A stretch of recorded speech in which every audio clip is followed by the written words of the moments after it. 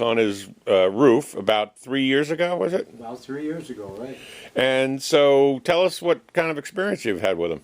Well, this was a deal that was being marketed by Home Depot, and Home Depot had engaged subcontractors to put these things up. And so the representative and I agreed, and I have 40 solar panels on my house. 30 of them are on the house exactly, and 10 of them are on the garage roofs. And when you look at a picture of the installation, you can see all that. So these solar panels, on some summer days, they produce more power than the house needs. And that surplus power is actually sent back to Pico, and I receive a credit for that. Even after using it for your air conditioning and everything, you still get excess? Yes, the panels generate more power than all the demand of the house. So I'm ahead of the game there. Now, at this time of year, when the days become shorter and there's less sunlight, then they produce a smaller contribution, but they work all year round, just varying amounts depending on the season. And the installation was pretty good because there's subsidies and incentives for this. I'll just be frank with you, the project cost about $66,000, but I got a 30% tax credit, a federal tax credit for that, and I also got a rebate of $18,000 from the state of Pennsylvania's Sunshine Program. So those two things brought the price of this thing down to almost half. So that was a strong incentive to do it, and I think there are still incentives around the solar tax credit from Uncle Sam is going to last until 2016. So people who are interested in should get something going and get it signed up and receive that credit. And I've been very pleased with it. I had only one problem with it.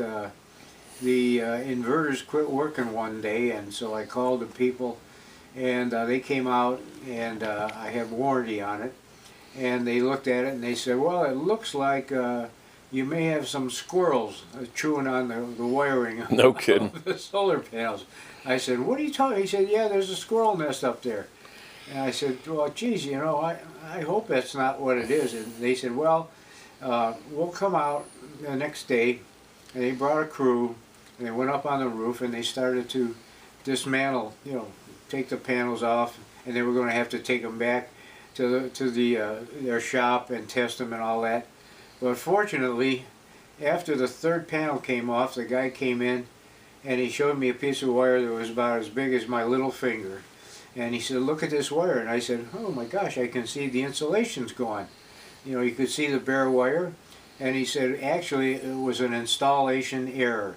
When they put the panels in, they had this one cable running over the channels that they set them in. When the panel went in, it pushed down, and then gradually over time, it exposed the wire, and the grid up there is grounded.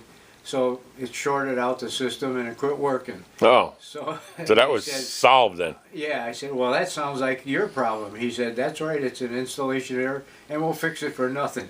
I said, well, okay, I'm glad of that. And he said, well, while we're up there, we'll get rid of the squirrel nest. So I said, okay, boy, I'm really glad that I got such a good system, and so...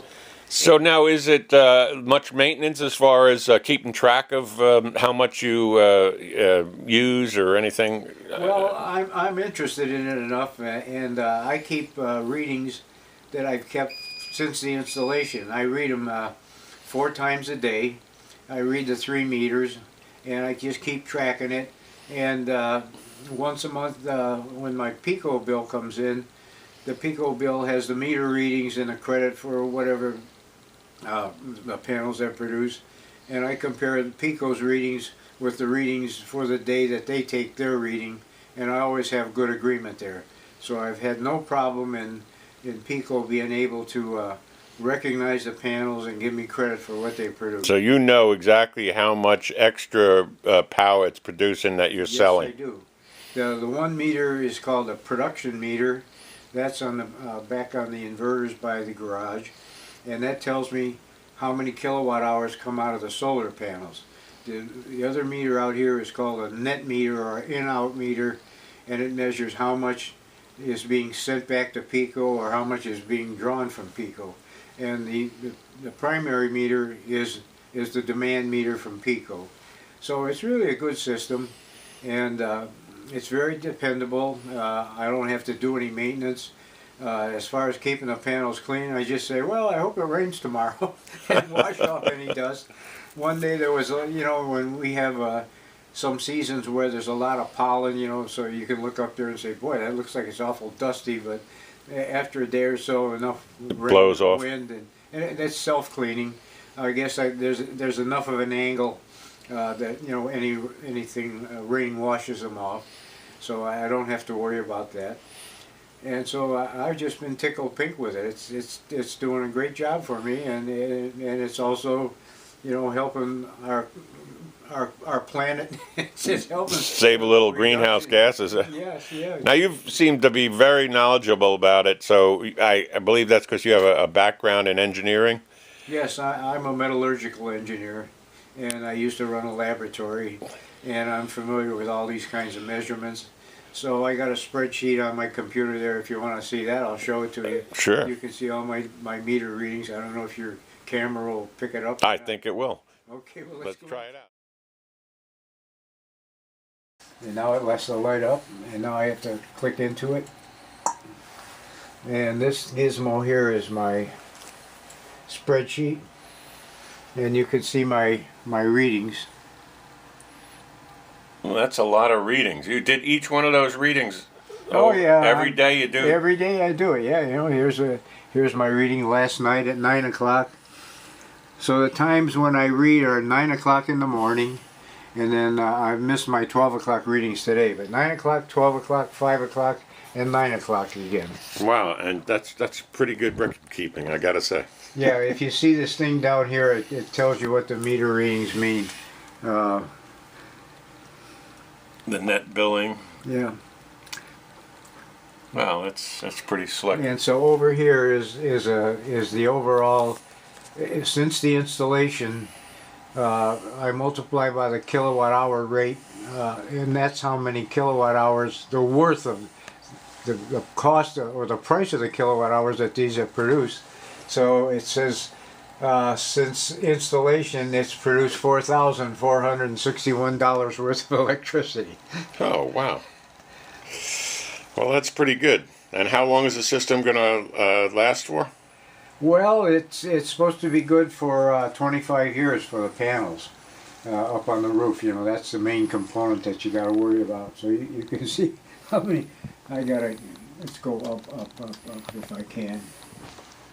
Where's page up? Oh, here it is. Whoop! What did I do there? Knock something over. Anyhow, this was August 10th. Was the installation date on it? That was back in 2010. So we're just a little over 3 years worth on it. Wow, that's pretty good. Well, thank you very much for explaining all that. Okay. Maybe we'll get some more people involved in solar electric. Well, I'd be happy to talk to anyone who has a question about it or wants to talk to me about it. Well, folks, if you're interested in talking to Dick, just give me a ring or send an email, and I'll get you in touch with him. Okay, that'll be fine. I'll be happy to help encourage more people to do this. I think it's a great thing for combating, overcoming climate change. So.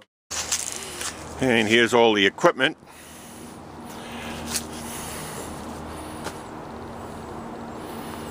Pretty straightforward system. There's a new window we just put in for Dick, and a